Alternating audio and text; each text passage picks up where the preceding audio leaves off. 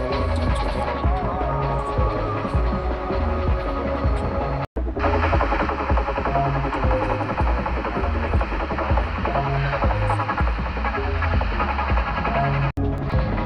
তো তোমরা শেষ পর্যন্ত ওয়েট করো, তোমাদের কার রেসিং গেম আমি লিখে দিচ্ছি। তো সর্বপ্রথম গেম স্ক্রিনে চলে যাও। সর্বপ্রথম তোমাদের যে কাজটা করতে হবে, আপনাদের ক্রোম ব্রাউজারটা ওপেন করে নেবেন।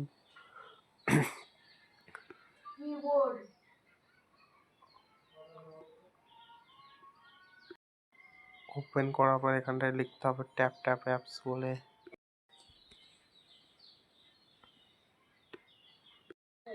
তো তোমাদের যা সার্চ করতে হবে, লিখতে হবে TAP,